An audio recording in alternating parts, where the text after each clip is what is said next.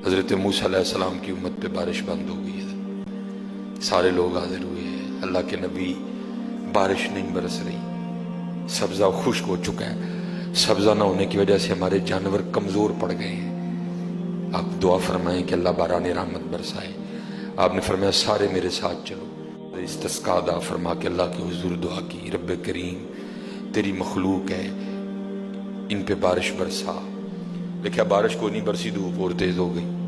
یا اللہ ہم تو بارش مانگنے آئے تھے، تو بارش تو برسی کوئی نہیں بلکہ دھوپ اور تیز ہو گئی۔ تو آگے سے جواب کیا تھا، اے کلیم، اے میرے نبی علیہ السلام، یہ جو بندے آپ لے کے آئے ہیں نا نماز کے لیے، ان میں ایک بندہ ایسا بھی ہے جس کو 40 سال ہو گئے ہیں، اس نے ہمیں ایک سجدہ بھی نہیں کیا، اس کی راتیں پاک نہیں ہیں، اس کی تنہائیاں پاک نہیں ہیں، ہم نے اسے بڑی مہلت دی ہے، ہم نے اسے بڑی ڈھیل دی ہے، لیکن اب ختم۔ یہ جو بارش نہیں نہ برس رہی، یہ اس کی نحوست ہے۔ حضرت جی ایک بندہ صرف ہوئی جنہوں 40 سال ہو جائیں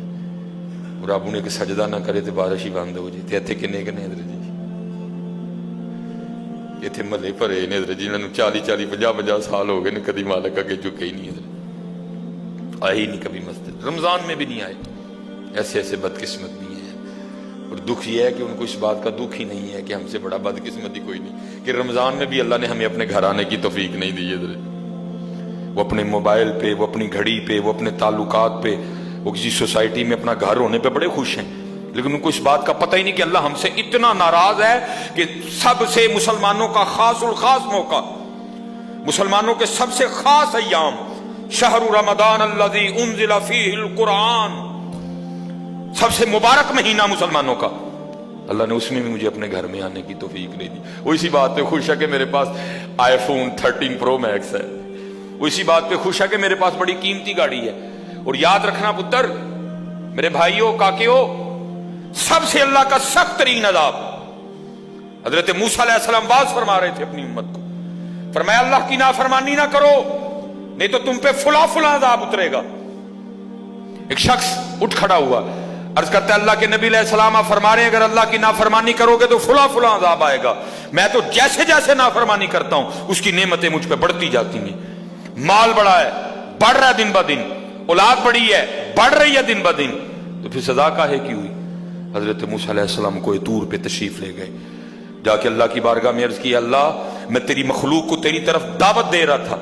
ان کو گناہوں کی نحوست سے ڈرا رہا تھا، گناہوں کے عذاب سے ڈرا رہا تھا، اگر تم اللہ کی نافرمانی کرو گے تو یہ عذاب تم پہ اتریں گے۔ ایک بندہ اٹھ کھڑا ہوا اور آگے سے عرض کرتا ہے اللہ کے نبی علیہ السلام میں تو جیسے جیسے نافرمانی کرتا ہوں مجھ پہ اس کا کرم، اس کا فضل بڑھتا جاتا ہے۔ میں نے پوچھا کیا کرم ہے؟ اس نے کہا مال بڑا ہے، بڑھ رہا ہے، اولاد بڑی ہے، بڑھ رہی ہے، مویشی بڑے ہیں، زمینیں بڑی ہیں، کھیتی باڑی بڑی ہے، بڑھ رہا ہے میرا۔ اللہ پاک نے فرمایا میرے کلیم، میرے جو عذاب کے انداز ہیں، میری جو عذاب کی صورتیں ہیں، ان میں سے جو سخت ترین عذاب ہے اس وقت میں نے اس بندے کو وہ عذاب دے رکھا۔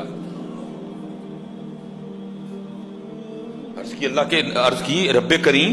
کیا ہے تیرا سب سے سخت ترین عذاب؟ فرمایا میرے کلیم جس سے میں سب سے زیادہ ناراض ہوتا ہوں اس سے میں توفیق سجدہ چھین لیتا ہوں۔ اپنے آئی فون پہ خوش نہ ہو، اسی سوسائٹی میں گھر بنا کے خوش نہ ہو، برانڈ کے کپڑے پہن کے خوش نہ ہو، اصل شانوں والا وہی ہے جس کو توفیق سجدہ ہے۔